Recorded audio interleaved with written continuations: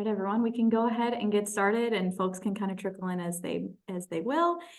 So thank you so much for coming, everyone. Thanks for joining our From the Ground Up session today. My name is Liv. I'm the Program and Services Coordinator at ASI, and I am new to From the Ground Up, so I'm really excited to be joining you all today.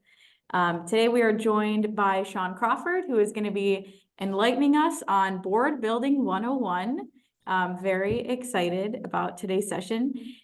Feel free to introduce yourselves in the chat if you'd like. You're welcome to keep your camera on or off. We'd love to see your faces, but if not, no worries.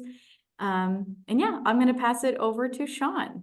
And if anybody has any questions throughout, I know we'll feel free to kind of save them at the end. We'll have a little Q&A towards the end. But if you have any burning questions in the moment, you can throw them in the chat and I'll be shouting them out to Sean as we go. All right, I'm just pulling up the slideshow. Hopefully everybody can see it. If I did it correctly, you don't see the presenter view. You see the actual slideshow.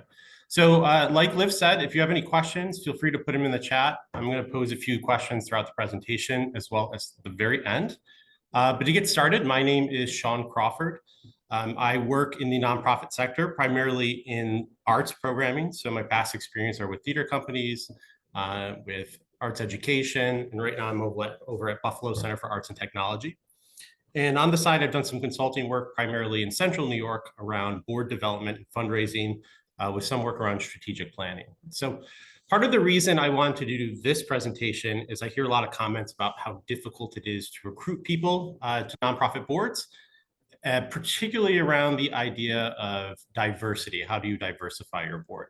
So rather than giving a very in-depth presentation, I want to go over practical steps for recruitment. So these are ideal for organizations that might be earlier on in the nonprofit life cycle. So younger organizations or organizations that are expanding and looking to bring in new skills, or for smaller organizations that might not have capacity for full-fledged recruitment campaigns for their board. Throughout the presentation, really the focus that I want to have, one is the practical steps, and then the second is really about the idea of creating an inclusive process so that you're recruiting the right candidates and that you are showing some signs of welcomeness and belonging to potential candidates.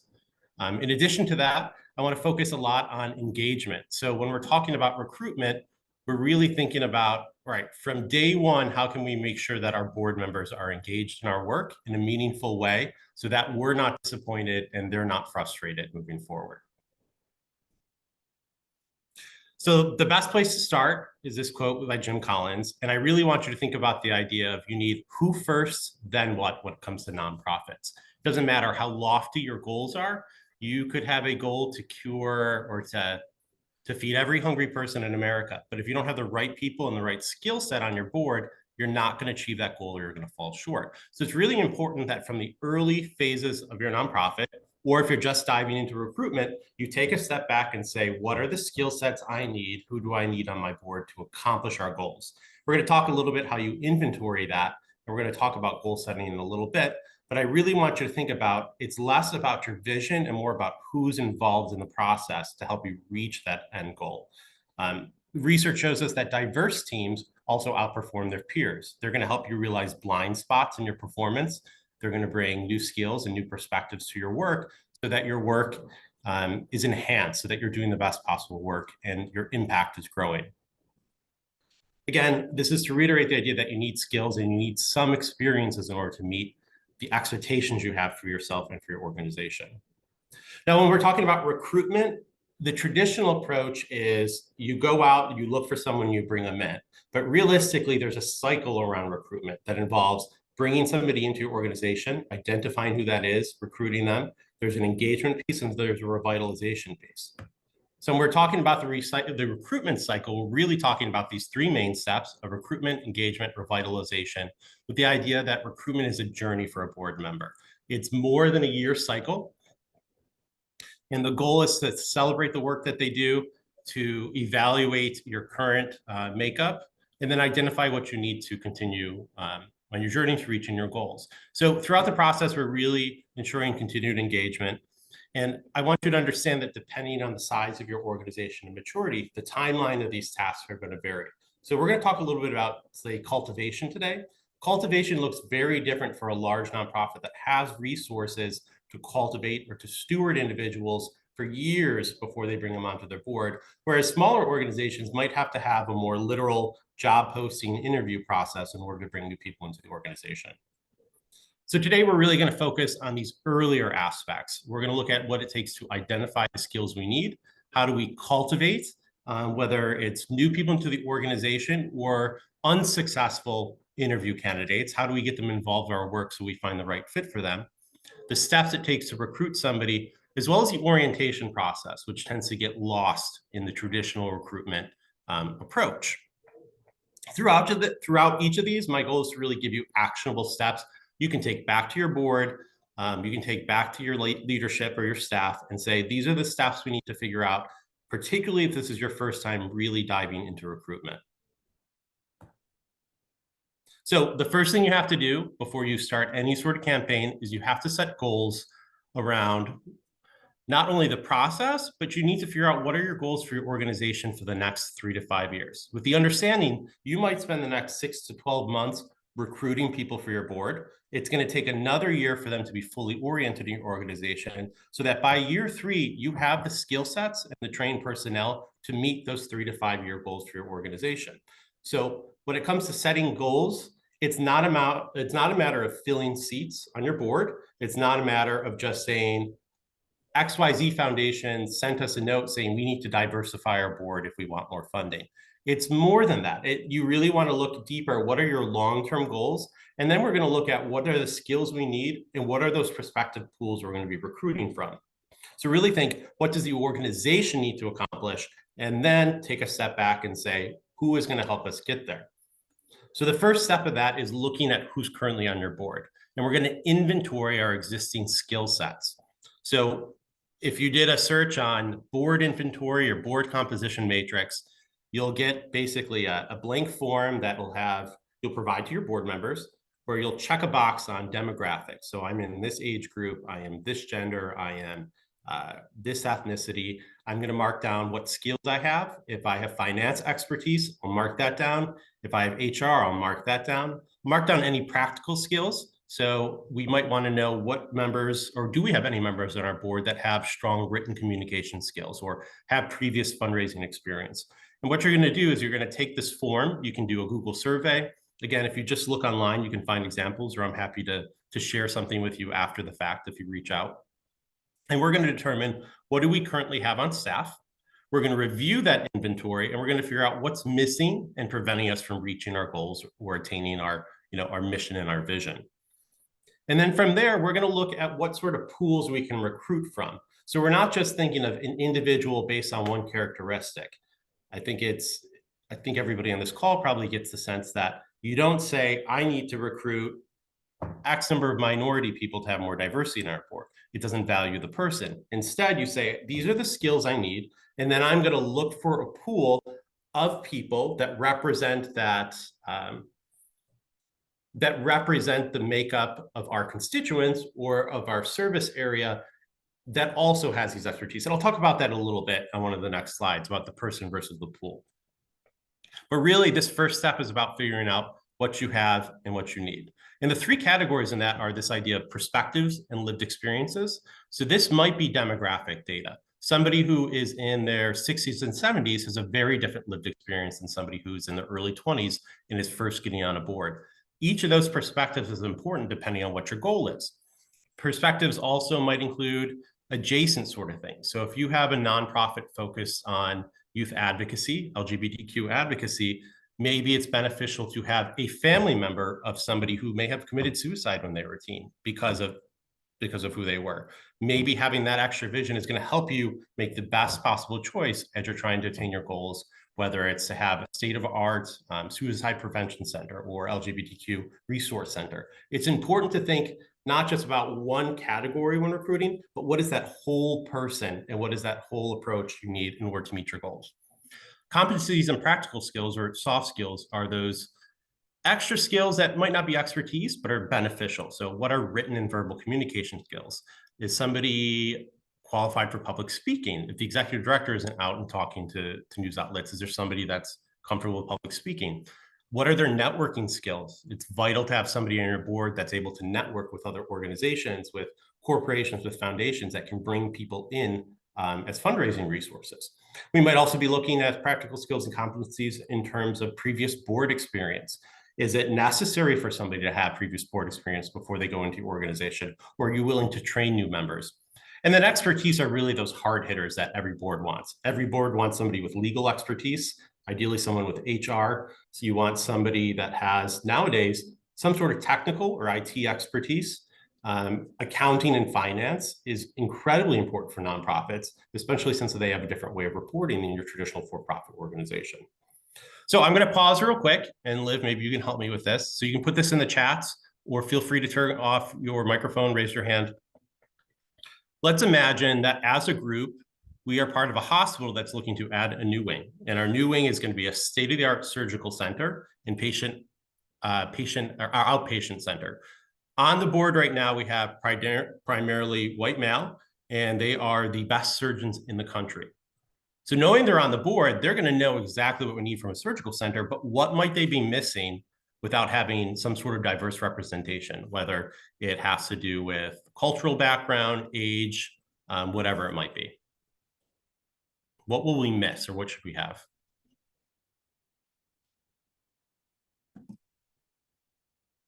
In the chat, we've got nurses, patient perspectives, the customer perspective. Exactly. And somebody might have, one of you, two of you might have heard this exercise before, but let's say if they don't have a patient or family member perspective, what is the distance from the patient center to the bathroom? If somebody has just gone through surgery, how are they getting to the facilities? The community you're serving, are you making sure you're creating a welcome space? Is your signage in multiple languages, or is it all in English? So you really, I like that, Mary Jo, the insurance companies, you want to include them. I mean, if you are setting up this hospital wing in a way that you are extending the time somebody's staying, that's going to affect your billing. It's going to affect both what patients can afford, but as well as the insurance companies. So having these different perspectives and the different skill sets are going to make it to the point where you do, in fact, have the best surgical center and outpatient center, because you're looking at all these different things. And again, having different skill sets. We have surgeons, but we want to make sure we have somebody with an insurance background. We want to make sure that we have somebody that has some sort of care coordination background. Now, when I'm talking about diversity and recruitment, again, it's this idea of looking for pools instead of the person. So when we're talking pools of diversity, we're looking at corporate affinity groups. So let's say Rich Products or M&T Bank might have an affinity group or corporate ERG, employee resource group, that is focused on minority issues or LGBTQ issues, or they might have one for working families. So instead of saying, I need X number of people of color, or I need more older people or younger people on the board, we're saying, I really need someone with accounting background that has some sort of adjacency to my mission around homelessness or my mission around food insecurity. And then I'm going to corporations and saying, you know, I really need somebody with accounting background. Maybe I'm going to reach out to Ernst & Young and say, hey, do you have any affinity groups? We're looking to expand our board. We need more accounting or auditing expertise, but we're also looking at more representation on our decision-making body. Do you have any sort of employee resource group that focuses on minority issues? You might be looking at professional networks. So if you don't have any legal expertise on your board, perhaps you're looking at the Minority Bar Association, you're looking at the Women's Bar Association. So diversity is less about recruiting for an individual person and more so about looking at those pools out there that have a wider range of possible candidates that are better suited for your needs. So some of the tools I'm throwing on there, there's online tools available for through Charity Strong, through Nikon, that are just kind of job-based job posting. You can reach out to different firms, different professional networks, etc. Yeah, Sean? Yes. Before you go further, this is Broderick. I have some questions related to what you just said, because Sure. the problem with the pool you just described, yes, we have as a nation, and then we could whittle it down to Buffalo, New York, but as a nation as well as locally, have done a terrible job at identifying a pool of people of color who are ready. So this idea of apprenticeship, I'm a big fan of this apprenticeship, which some other states are doing with boards, not to mention with just employees. They're focused on employees, I get that. but they're forgetting about board to have those people. And you touched on this a bit, but I think at some point, I hope you touch on it more about utilizing those people who come to the table. The board has to take a responsibility to agree that they're going to train those that aren't ready. Because I can tell you, the people you just described are going to be willing, able, time, treasure, and talent, but they won't be board ready. Yes. So there need to be some commitment there.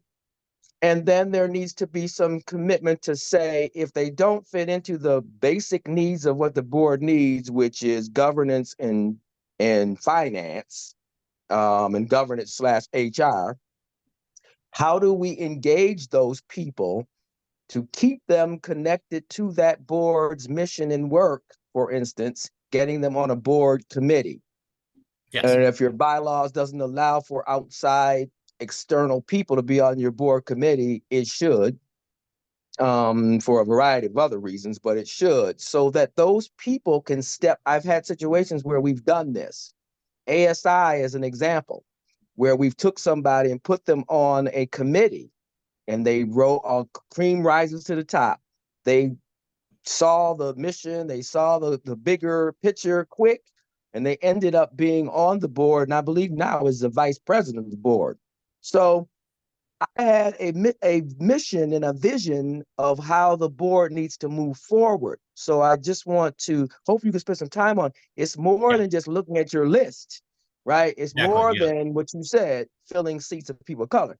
But it's thinking about how do we identify those people, because we've done a terrible job. We don't have anybody ready. Yeah, so we've got to figure that out. So I appreciate any insight you can give on that. Yeah, I'll touch on that a little bit in terms of cultivation. So cultivation is really a long-term engagement. I like the idea of having some sort of apprentice member on your board, or somebody that serves in not a committee of the board, but a standing committee. Particularly on fundraising is a great place to start. I will touch on that sort of stuff. And if I don't quite answer the questions by the end of this, I want you to jump in. Feel free to ask me some more. And a lot of this has to go around this idea, and I'm going to reiterate this throughout the presentation, is our focus is on engagement and our focus is on inclusion. And inclusion is really two components. It's signaling welcomeness, that we're open to new people coming in, but then it's the idea of creating a sense of belonging where people are actually valued for what they bring to the table. So the way we're going to do that is we're going to create different avenues for people to get involved with our organization early on. And we're really going to dive into the orientation process, which is where most boards, I would say by far, and when I say most boards, I'm talking 90 to 95% boards, drop the ball. They either do a quick orientation or they just don't do the process at all. And I think it's so critical to be not only engaging your new board members and training them, but it is more respectful of board members, particularly those that come from communities that might not have a background in this more corporate ask sort of setting. So I will definitely touch on that. And I've taken a mental note to add a little more time to that slide so we can talk through it. So thank you for that comment. All right, as we go forward, so we just talked about, we're setting our goals, we're looking at that inventory, we're figuring out what exactly we need. Now, for smaller nonprofits, I want you to treat this like you're recruiting for a job. For larger nonprofits, you have the resources. You might have a whole development department or a whole leadership team or multiple committees on the board, your governance committee, your development committee, your nominating committee that is doing this work on a yearly basis. But if you're starting this process off in such a way that you're just trying to bring new skill sets to the board and new ideas to the board, we're going to treat it like a job. And this is going to start with a job posting and application. With the posting, you want to first look and do just a mini audit of your website and your materials and ask yourself, are the graphics and the language on my website and materials reflective of the community I serve and the community that I'm trying to build?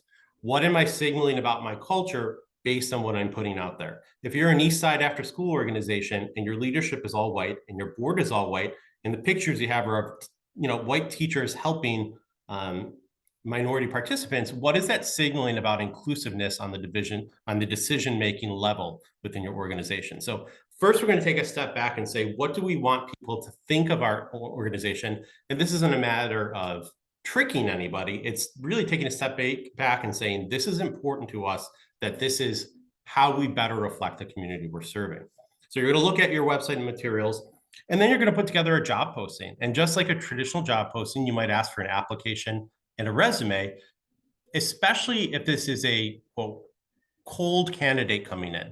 Though I think it's unlikely you're going to have a true cold candidate. Chances are if somebody is applying for your board, they are relatively familiar with their mission, or their mission is in alignment with their own philanthropic values. So if you are some sort of medical assistant nonprofit, and you do a lot of free clinic care sort of stuff, if somebody's applying to your board, chances are they care about what you're offering. They might not know the specifics of what you do, but they probably care about what you do.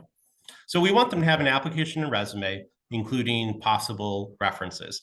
And if we want to treat this as an inclusive sort of process, we're going to think of the language we're using, and we'll talk about that a little bit. And we also want to think about how we're letting people submit these materials. Do they want to come in and sit down and go through the materials together? What are the options for having somebody do a video submission instead of a cover letter? And then within the components of the posting, we want to present ourselves the best way possible. We're going to have a brief organization description, including our mission. We might want to have some pictures of what we do. You're going to just have the position listed, board member, a brief description. And in that description, you're going to hit home your expectations around service. You're going to say, this is our giving policy. This is what we expect from our board members. This is our fundraising policy. This is the number of meetings we have, and you are expected to attend X number, depending on what your bylaws allow. Ideally, you want 100% attendance all the time, but there's usually some leeway in that. So hit home those expectations, say what it is, and treat it like a job, and you'll be surprised at the people that respond, and in turn, treat it like a job when they're on the board. You're going to list the desired expertise, because we don't want to trick anybody into applying. If you need to hire someone with a finance or accountant background, put in the job posting, accounting, finance, candidates preferred. Now, with this idea of preferences and experience, also keep in mind when it comes to level of inclusion, what things are actually those hard needs? Do you really need somebody with a bachelor's degree? When it comes to hard skills, do you really need somebody that's ideally you want somebody trained in HR, but if there's somebody that works in a nonprofit as a COO or the CEO and it is very familiar with running payroll and benefits, maybe that they're a perfect candidate for your organization as well. So be careful about those hard expectations when it comes to experience and expertise levels, but always keep those on the back of your mind. On it, you might want to include a link to your application or website, as well as who to contact about questions and deadline for any materials. And once you have that, you're also going to have an application available, ideally something online where they can come in person, where they can answer questions about what they bring to the table. What are their expertise and skill sets? What is their familiarity around fundraising? Do they know how to read financial statements? Do they have experience working with a board? We're going to use this application to decide who moves forward in the interview process. But again, we're treating this early on. We're screening candidates to see if they can fully commit the way that they're thinking. Everybody thinks being a nonprofit board, well, most people think being a nonprofit board is very rewarding, and a lot of them think it's very laid back. That's really not the case if you're trying to achieve these really important goals within the next 3 to 5 years. In terms of inclusive language we're putting out there, you'll see a lot of job postings that have things like, we want a confident and assertive and go-getter candidate. Those are very common in traditional white male-centered professions. And the reason they stay in that is because they exclude candidates. You'll find that organizations that use this sort of masculine language versus communal language are going to have less female applicants. They're particularly going to have less female applicants of color. And we need to understand that that language means different things on different social, gender, and cultural lines. So when we're putting together our postings and we're talking about our organization, we want to use terms like considerate. We're looking for somebody who's responsible and dutiful. I'd rather have somebody who's supportive on my board than somebody who's ambitious and sidelines the executive director and the board chair in every decision. We're looking for team players, people that are committed to our work. Now, it might seem like a small thing, but there are real life considerations, in fact. And there is, if you look out there, you can even search agentic versus communal language, and you'll see all the research on how much this affects people being interested in applying to an organization. And especially from the get-go, do they think they'll be successful in the process? All right, so we've looked at what we want. We know what our goals are. We have the job posting. We're going to go through and we're getting ready for interviews. And we're going to do interviews a little differently than what you'd expect. The first thing is we're going to treat it like it's, state-of-the-art HR sort of certified process. We're going to have uniform questions. Everybody's going to be asked the exact same question. We're again going to be forthright about our goals and expectations for service. We're setting the tone and we're setting the expectations from the outset, even before they begin service. When it comes to your interviews, ideally you want to have a committee of the board or members of a committee on the board sitting down in these interviews. You're going to start with a pre-screen call where somebody who receives the application can again reiterate the expectations of service around fundraising, around personal giving, and around time commitment, and make sure this is the right candidate to move forward in the interview process. I'm also going to recommend that you keep all these questions documented and written down, and then present them to the candidates in advance. This is not something you traditionally see, but when you present candidates in advance, you're doing two things. You're making sure it's not just charismatic board members that are advancing through the decision-making level, and you're also making sure that you're inclusive and supportive of neurodiverse candidates who in and of themselves bring a whole new level of expertise and skill sets that might be sidelined by poor interviews. So consider giving the questions in advance to promote a more equitable interview setting. It's important that the executive director is part of this process and the board chair. I've heard from some organizations that say staff shouldn't be a part of any board recruitment. That just is not true, because the staff is the one that is relying on the board to bring in resources and will be working directly with the board for the betterment of the organization. You also want the board chair to be part of the process. They should be meeting the candidate before any sort of decisions made. So whether you do one interview with this full group, or you consider doing an interview with committee and a secondary interview with the ED and board chair, that's up to you and the size of your organization and what your capacity is. Now, to help reduce this bias and hold yourselves accountable, again, with this focus on inclusion, I want you to consider having some sort of scorecard associated with interviews. So this is a 1 to 5 rating scale where we're looking at candidates and we're just trying to be as clear as possible. Where do they fit in? And it might be as simple as to what is their fundraising expertise on that scale of 1 to 5? It might just be a yes or no question. Check a Y or check an N. We are also going to be looking at a lot of soft skills that are important to board service. So if you're going through the interview process and somebody has talked for the last 90 minutes, there's a good chance they're not going to be very good at listening on the board. They're going to be dominating the conversation. So we want a good listener. We want a team player. We want somebody that doesn't have a personal agenda for being on the board. So we're looking at all those and we're rating our candidates against each other. Ideally, we can pick our top candidates to move forward. Now, throughout the process, you also need to hold yourself accountable when it comes to any sort of unconscious biases. So be aware, even when you're reading resumes, if you see somebody's name that's different than yours, how are you perceiving that candidate prior to them moving to the interview process? How are you perceiving the way that they speak and the way they dress? To go back to Broderick's comment before, if somebody comes into this situation unfamiliar with board service, perhaps they don't know the way they're supposed to be communicating with a board member or the way they're expected to dress. Don't let that deter you from having the right person join your board. So be very aware of any sort of unconscious bias that creeps into the process. So I'm going to pause. I have one quick question and a little exercise question. It's twofold. One, for you, knowing your board, what would be the red flags in an interview that you would want to have on some sort of scorecard? And in addition to that, what are the things that you would want to rate? What are the things you want to know before somebody's committed to your organization? Feel free to put it in the chats.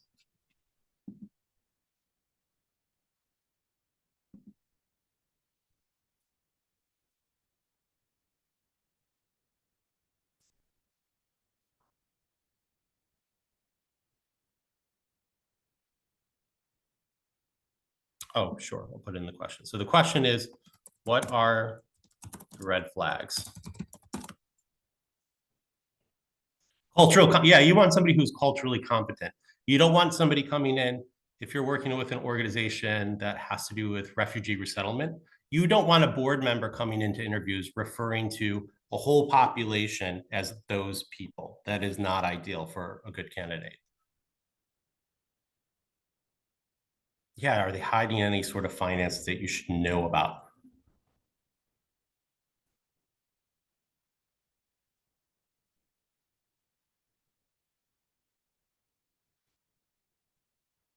Yeah, you want to know that somebody's passionate. So as you're going through the rating scale, you want to figure out what's most important for your organization.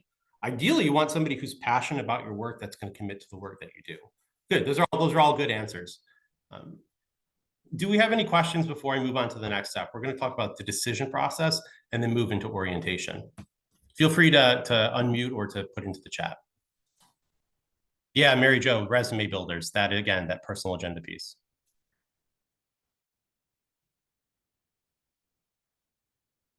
All right, if there's no questions yet, I'm going to move forward. Again, I built in time for questions at the end. All right, we've gone through all this process. We're treating it like a job. We've come to the decision-making process. When we come to the decision-making process, the most important thing to remind yourselves of, I know how frustrating it can be to recruit new board members, especially if you don't have a lot of experience, but we never recruit somebody out of desperation to fill a seat or to check a box in terms of any sort of diversity hire. That is not why we recruit. We recruit because we want the right person in our organization to help us accomplish our mission. So never recruit out of desperation, because it's going to lead to frustration on your part, and it's going to lead to frustration on the board member's part. It's really important that when you're going through this, you're looking for somebody who can fully commit themselves to service with the organization. There are some organizations that might have short-term limits. You cycle every 3 years. There's some that don't have any term limit. So imagine if you go through this process, you bring in 3 people that aren't a good fit, and they sit on your board forever. You cannot get rid of them. So take this very seriously. And as you're going through the process, and we're going to talk about what to do with candidates that aren't successful at this level, think, who is the best person to bring to the table? And if they're not the best, how can I incorporate them with the organization in a meaningful way? Again, to avoid frustration on your part as well as the board members. The decision-making process is ideally going to come from a committee. They're going to look after the interviews. If you're using that numerical matrix, they're going to have a conversation, and they are going to recommend a slate of candidates to the full board. There, the full board might have a discussion, or a lot of times it's just as simple as a motion, and a second on the motion, all approved, and that's your new slate of candidates. One of the things I want to encourage you to do is think about, how is the ED involved in this process? So the ED should be involved in the interview process because they need to know the candidate that they're going to be working with.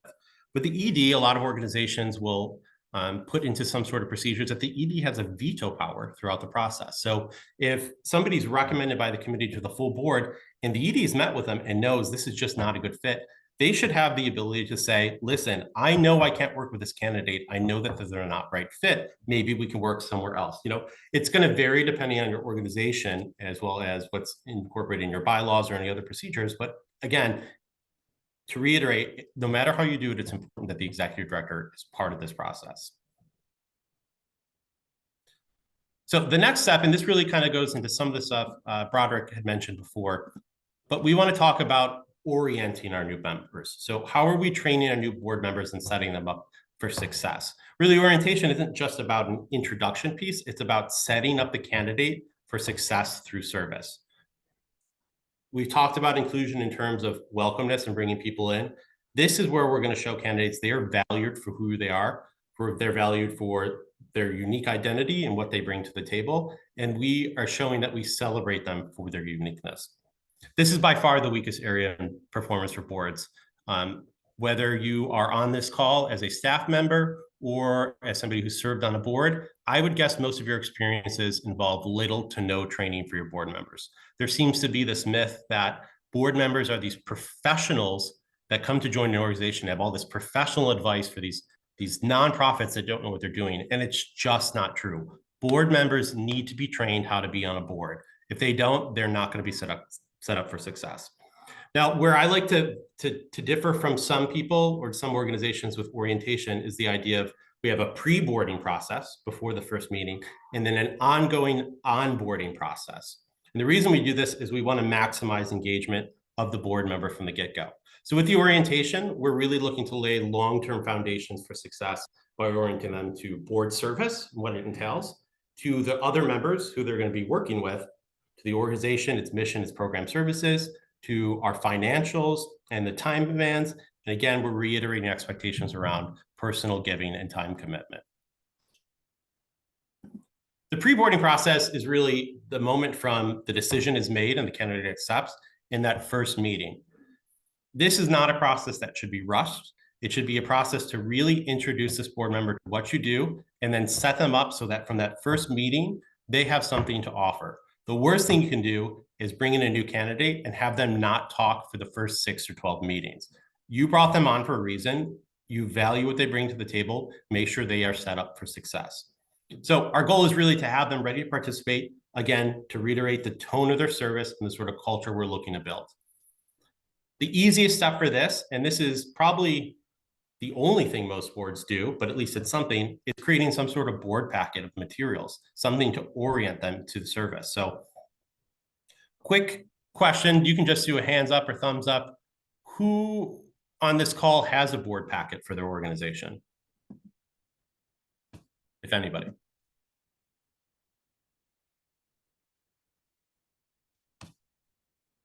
Not seeing too many. So this is a really, okay, good. There are some people. This is a really good first step for your board to really, if you're introducing orientation for the first time, this is a really actionable item for your governance or your nominating committee to take on. They have to work closely with staff, so it is a bit of a staff lift, but it's a great way to say, all right, we're serious about this. We want to make sure our board is successful moving forward. So your board packet is basically going to be a binder. In it, you're going to include financials, including historical documents. You're going to have your budget, because your budget says what are your priorities for funding. So if you are shelter for transitional housing, it's going to be obvious from your budget where your money's going. So you might be putting money into providing bedding or making sure you have some sort of workforce development component. So the budget's in there, so they know what your goals are for the year. You're going to have audited financials in 990s so that the board members have a sense. When I'm looking at something, if there's a line item under liabilities for a couple $1 million, that's a big red flag that something's going on with the organization. I need to know that as a board member coming in, and what is the plan to decreasing that number, paying off our liabilities. Or if we have this huge asset base, what is our focus? Do we have an investment strategy moving forward? So I'm looking at those financials to get a holistic picture of the organization. You want to have board member contacts and bios. You might want to include a picture so you can introduce them to other board members before service starts. You're going to include any policies of the board. There should be a conflict of interest policy in there, any sort of engagement policy, whistleblower policy. If you have an investment policy, all those should be listed. Document retention policy, so the board members know what they are governing with. These are their governing documents. You're going to want to have some sort of history of the organization, a list of programs, maybe your most recent successes, strategic plans, an organizational chart, anything your board member should know or needs to know moving into that first meeting so that they are ready to be part of the decision-making process. So a great way to do this is just sit down one-on-one. If you have a whole cohort coming in, maybe you want to get together for lunch and you're going to walk them through the items inside of this board packet. I would encourage you to have some sort of board portal where they can access this online. I am also a fan, though, when somebody hands me a board packet that has our branding on it, I feel like I am part of that organization. It is like passing some sort of, I don't even know what you want to call it, some sort of organizational memento onto somebody. You feel like you're part of the organization when you own that binder. So the steps involved with this are, one, that full meeting where they're going over what's listed in the binder. There should be some sort of meeting, if you have the capacity, with the board chair to, again, reiterate expectations of service. They should have a meeting with the executive director, if possible, program officer or development officer, if not just the executive director, to go over, these are our fundraising priorities for the year. These are our programs. This is how we measure impact. You might want to consider some sort of tour of your building or some site visit to where your programs are actually happening, so they have meaningful engagement with your mission prior to their service starting. Again, we're reiterating expectations throughout. Now, if you have members, it's important, let's say if it's important for you, you're trying to bring in more members of your community and you know they don't have a lot of board service. What sort of training can you provide in addition to your pre-boarding process? You can look at things like Charity Strong, United Way, Nikon. I know United Way has a great program. It's a paid program where you can orient board members to service in terms of general service and not just your organization. So these are trainings around what are your legal duties, your legal duty of care, of loyalty. You want to be thinking about what are your responsibilities as a board member in terms of gathering resources. These are great outside tools that are kind of a pre-boarding process for your new board members. The other thing you want to consider is after the pre-boarding process, what do you do after that first meeting? And this is where I really draw the line between onboarding and pre-boarding, and I separate this orientation aspect. Here, we're really looking at how do we continue the ongoing personal success of our new board members, and how do we ensure the ongoing organizational success of our nonprofit? So onboarding is really about engagement, and it's about checking in with a board member. I think the easiest way to do this is to take a senior board member and consider some sort of mentorship or board buddy program for a new member. So before the meeting, they have coffee and they talk about what's going to be on the agenda. After that initial meeting, if you've never been in a board meeting and people have started throwing around motions and throwing around votes, it can be very confusing and very daunting. It's very easy to feel like you do not belong in this room if you don't understand what is happening. So have your board buddy sit down with somebody, set up a phone call after the first meeting and say, what went well? What didn't went well? What or didn't go well? What are your questions? How can I make sure that before the next meeting, you better understand what are we doing when we're approving our minutes? Why are we double checking our minutes? What are we looking at with our financial reports? You know, the treasurer said, you know, in the next 6 months, we're going to be bankrupt. What does that mean? Should you be alarmed? Or is it just that person has a quirky personality and tends to blow things out of proportion? So you want to have somebody that acts as a mentor for these new board members, despite how much experience they might have serving on a nonprofit board, they're new to your organization. You want to consider having some sort of check-in with key staff members, whether it's executive director or development officer, and you want to have a check-in with the board chair. And that might look like two things. It might be the board chair reaching out and saying, hey, you've done a great job. Thank you for participating so much. We value what you bring to the table. Or it might be a tougher conversation. You've been at the last 6 meetings, you've shown up 30 minutes late, and you haven't brought anything.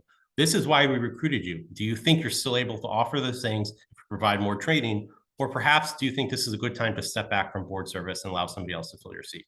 So you really want to make sure you're not just dropping the ball as soon as somebody sits on a board. They need that ongoing education and that ongoing orientation to be better service members for your organization. One of the things I like to do, I am a development officer. When I'm working with an organization, I like to have one-on-one meetings with each of my board members where I'm going to sit down. I'm going to ask them, what are your expectations for me around fundraising? I'm gauging what do they think about fundraising in general? Do they have any idea what I'm talking about when I'm saying fundraising? I'm figuring out how do they feel like they fit within the fundraising cycle? Are they somebody that wants to ask everybody in town, or would they rather show up to parties and steward somebody? That's really important. Both are valuable. But as a staff member, I need to be checking in with that board member. And then maybe 3 months down the road, I'll reach out, set up a coffee and say, all right, let's go over an individual development plan. Let's figure out how we can better engage you with the organization. And in that development plan, I'll include things like your traditional give, gather, grow policy. This is what you're committing to give to the organization. These are the resources you're committing to gathering. So whether it's additional names for our annual appeal, or you're looking to buy extra tickets to our gala. And this grow, how are you going to help me with the stewardship? And a lot of organizations stop there. They say, this is your engagement plan. This is what you're doing for us. I think it's just as important for me as a development officer to go out and say, how can I make sure that your service is valuable to you? So I'm going to be asking, how do you like to be recognized and acknowledged? You're going to have a board member that gives you $1 million and wants it anonymous and doesn't want their name on any annual report. You're also going to have a board member that gives you $2.50 and thinks a building should be named after them. You need to know these things so that they're set up for some sort of success and you can have a conversation about it. You also want to think, all right, you're joining a board. What sort of professional development do you want? If you have somebody that's in their early 20s that is looking to advance in their career, this is their first time on a board, they do want to give back to the mission, but maybe it's important to them that they have some sort of experience in leadership. So then you can make a plan in the next 2 to 3 years, which committee do you want to chair? You can ask them, all right, you're looking to join the C-suite, but you don't have any finance background. Maybe we can get you on the finance or audit committee. So you have a little more experience around budgeting or looking at our audits when we're working with our auditor. So you want to make sure that you're creating meaningful opportunities for them to engage with you as well as for you to engage with them. So it's assigning meaningful work that matches the skills of each unique board member. So we've gone from the goal setting, the inventory, we've gone through the job posting, the application, the interviews. We've made a decision. We've introduced them to our organization through pre-boarding. We've done the onboarding, so they're still engaged. What is this cultivation piece and what does it look like? There's 2 components. There's the cultivation piece in the sense of what do we do with those candidates who are not successful? Well, one of the things we can do is we can set them up with committee or volunteer work. If somebody is not quite the right fit, but they made it all the way through the interview and they were on the tipping point of a decision, let's get them involved with our fundraising committee. Let's see if they're involved. How much time are they going to commit to our annual gala and getting baskets? We're looking at what is meaningful work they can be involved with so we can build them up so they're ready for board service the following year. So again, committee work, volunteering. You don't necessarily want them on your audit committee or any sort of committee of the board, but there's these external committees or these external opportunities for them to engage with what you're doing. For a more mature organization, that cultivation piece might be a multi-year piece where you're identifying who you want on the board. So if you are a large organization getting ready for a $200 million capital campaign, you probably want a CEO of some bank, you want somebody ahead of some charitable organization. You're going to be talking with them for a couple of years before you bring them in and they join your board. So it's a very different approach to cultivation. For small organizations, again, we're looking at who applied, who expressed interest, and we're finding that right fit for the right candidate before they're ready for board service. All right, I'm going to go over kind of revisit what we talked about, but I want to ask a question. Actually, I want to ask you, do you have any questions at this point before I kind of go through and I'm going to restate all the actionable steps, provide some additional resources. If you have questions, feel free to just jump in or put something in the chat.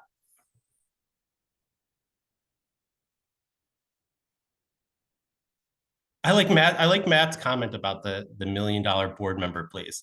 That's where that multi-year cultivation comes in. You're probably not going to get $1 million donor sending in a job application, but you can spend time working with someone, or you get 5 board members that have 1 million connections that can bring in $1 million. I would love $1 million donor too. On the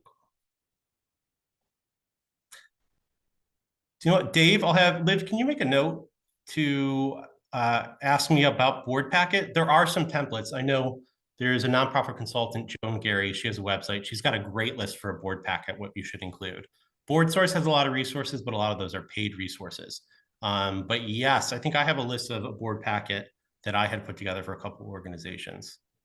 Sounds good. Yeah. Again, my whole approach to recruitment is actionable steps. Let's take a step back and figure out what are the actual items we need to get from setting our goals to getting the right person on the board. All right, I'm going to move forward and then I'm going to open up for additional questions at the end. So in terms of the recruitment cycle, there were 9 steps we talked about, or that we were briefly introduced to. Today, we really focused on the identification, cultivation, recruitment, and orientation process. And within these are these action steps. So from identifying, we're setting goals. Ideally, you're setting this as a full board. It shouldn't be one person saying, it shouldn't be the executive director saying, well, our goal for the next 3 to 5 years is this. It needs to be a group conversation so that everybody's engaged and everybody's on the same page from the get-go.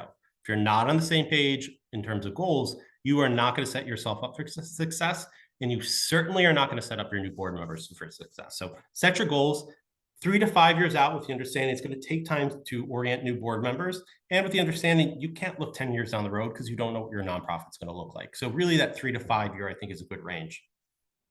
We're going to inventory what we currently have in terms of expertise, competencies, perspectives. And again, Liv, if you make a note of this and send it to me, I will look for a board matrix that I can share with people, or at least give them a link to one. There's the cultivation piece. And again, this is different for mature organizations, for large organizations versus smaller nonprofits. We're looking at prospecting. What are those pools we're going to be recruiting from? We're looking at possible candidates for the long term. How are we reintroducing people who might not have been successful candidates for the board this year, but perhaps they're going to be ready in 1 year, 2 years, whatever it might be. Going off that, I think a great example, there was an organization I was involved with. We went through this process. We had a ton of great candidates apply. I think we brought on 3 new members. One of the people that went through the interview process wasn't quite the right fit. They ended up applying for a position with the organization and are part of the leadership team. So there was a better fit for them with the organization. I'm glad we didn't just drop the ball. We found a better way for them to fit. Board service wasn't right at that time, but it's very clear that they'd be valuable in other ways to the organization.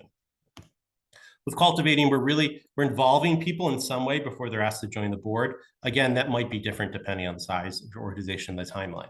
Each of these steps is going to have a different timeline depending on your organization and on your calendar year. In the recruitment, we're looking at what is our posting? Where are we sending this posting? What is the language we're using in our posting, as well as the materials on our website and our brochures? We're looking at the application. What does our application look like? Is it on our website? Do people have to ask for it and we mail it out? We're looking at the interviews, making sure we have set questions, and we're thinking inclusion along the whole way. So we're sending questions out in advance, and we're making sure none of our questions are set to exclude any demographic of people. We want to have some sort of evaluation system, so a scorecard or a matrix that says, this is the numerical rating for this board member. It's very clear on a piece of paper who is going to rise to the top. It might be a little different, and this is where we kind of get that cultivation piece, because maybe some people don't proceed from the interview level. Then we're going to look at the offer and decision-making process. Who's involved in setting aside the list of candidates, who's approving them, and how's the ED involved?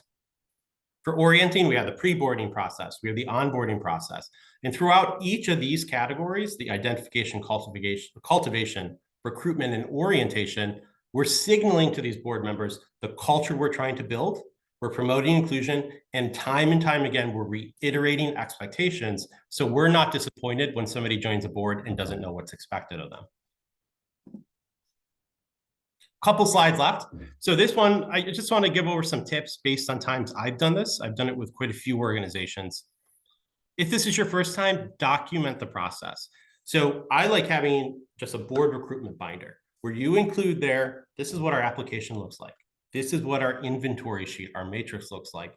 These are the questions we're going to ask so that you're not reinventing the wheel every year. And with that, you want to schedule some time or build some time into your annual calendar. So if you are on a fiscal year basis, maybe in May, you're setting goals for the next year or the next 3 to 5 years. And then over the summer, you're inventory those skills and you're looking for what pools of candidates. Then you're going out, you're reaching out to people and asking them to apply. So the time you come around November and December, you have a list of 10 or 15 people that are eager to join your board. And then you can present a real slate of candidates of the most qualified candidates to your board for approval. So we're not just doing this one time a year, we're building into our calendar. It's becoming part of our meeting agendas for each of our meetings as board members. Again, you want to differentiate with that schedule, what is committee work and what is going to be for the full board. And that's going to vary depending on the size of your organization. I want you to think about prospecting. What are you doing with candidates, or cultivation? What are you doing with candidates that might not succeed the first level? You want to encourage your governance committee or whatever it might be on your board level, staff level, to create a list of prospects instead of a general posting. This general posting you can do for a couple of years, and it's really going to help you bring new people into the organization. But long-term, you're going to be more successful with identifying prospects and cultivating them over time.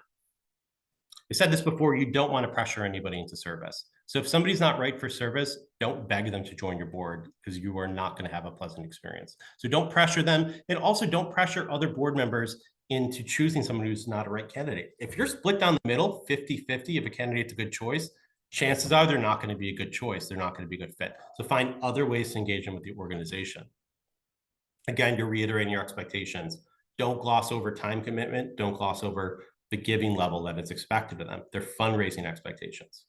I'd encourage you to make your materials online and available for board members. So having some sort of electronic format for the onboarding portal, electronic format for the application, maybe use Google Survey or some other sort of software for the inventory process. So if you have time to set a whole agenda item for recruitment and have people fill out their inventory sheet right then and there, great. If you don't, after the meeting, send them a link to go online. It'll just populate all that information for you. And then you can bring it back to your committee. Throughout, I want you to evaluate the process. So you're going to look at what worked well, what didn't work well. And you're also going to look at it from my diversity lens. So if you have 100 candidates, which would be fantastic. If you have 10, that's great too. Are they all white elderly men at that first application level? If they are, maybe you missed the boat with the language you're using and the graphics that you're using. Let's say if you have great representation there, but you're noticing at the interview level, you don't have any diverse candidates. What happened between there? What sort of biases crept into the process that you don't have diversity at every level of that decision-making process and the recruitment process? And lastly, ask your existing candidates or your new candidates for feedback based on who went through the system. What did they think of the onboarding process? What did they think of the pre-boarding process, and improve upon those? So I'm going to open up for questions, and I just want to share a couple resources that might be helpful if it's your first time diving in. The first is that I did the Board Building Cycle by Susan Meyer. This is a board source publication. This will go more into depth into each of those 9 steps. And it really looks at the holistic journey. Good to Great in the Social Sectors is an easy read. I think it's 50 pages. Jim Collins, he has a whole section devoted to getting the right people on the bus early on. And then Social Startup Success, I think it's 5 chapters, and one of them is dedicated specifically to nonprofits that did well, started with getting the right people on early on. So with that, I'm going to open up for questions. I know there's a few minutes left, but I'm also happy if you want to add me on LinkedIn, I am happy to communicate that way, or I'll have Liv send a follow-up email as well. So I'm Hey, Sean. My share. Sean, Yes. Sean, it's Broderick. So a couple things. One is just an observation, and I'm sure those that are on boards, particularly on the leadership level of boards, can appreciate this, that although your comment makes perfect sense, I have never been on a board, and I've been on several, or know of anybody that's been on one, large or small, more the ones that look much more powerful for whatever reason, perception, than others. Not one of them has in their bylaws, or not, but particularly in their bylaws, the number of missed absences, typically they're consecutive, that you're out. I don't know one that said, oh, you missed 3 meetings. Oh, Broderick, I think you hit the mute button by mistake.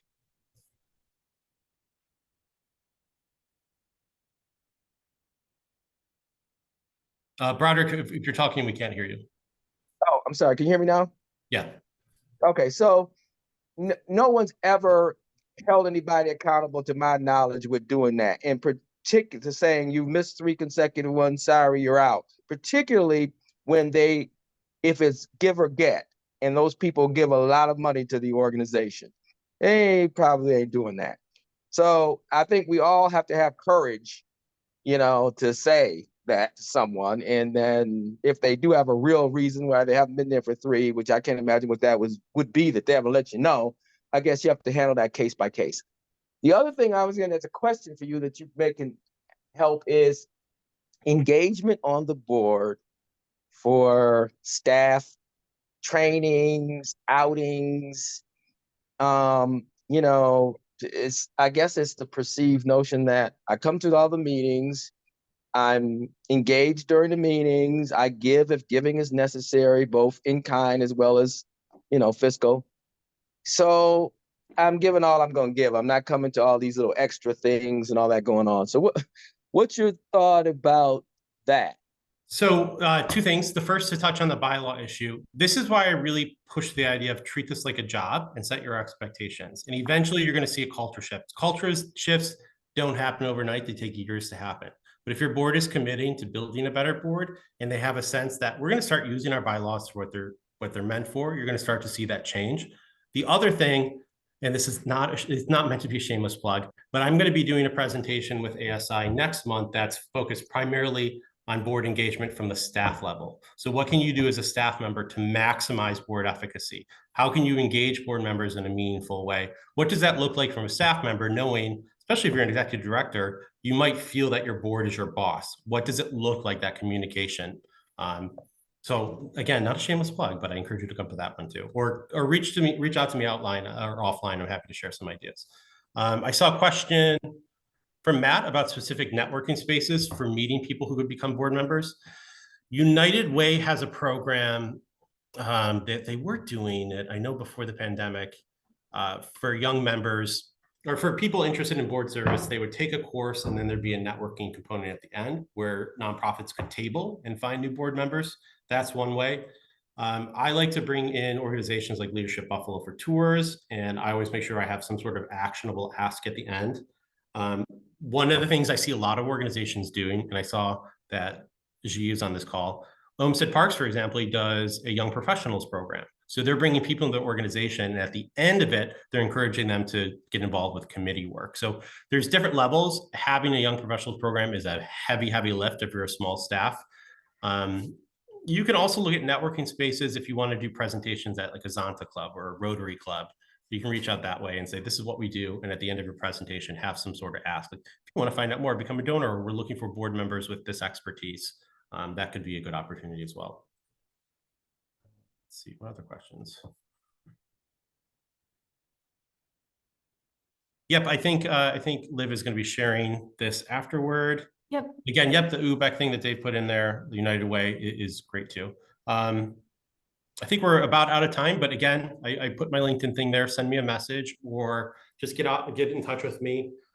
Liv, I'll look for your email and then I'll send that board matrix and a possible, I forget what the other thing was, a board packet. I'll send that out to everybody. Perfect. Great. So thank you so much for everyone for joining us today. Thank you to Sean. That was really wonderful. We hope you all gained a lot of knowledge and have a lot to bring back to your organizations and your boards.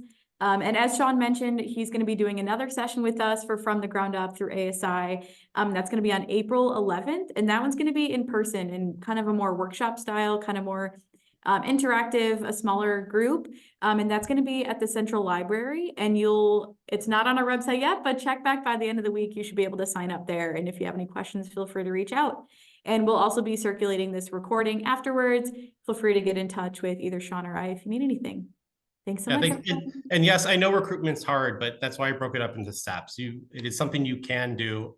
It is possible. So go get it. Thank you.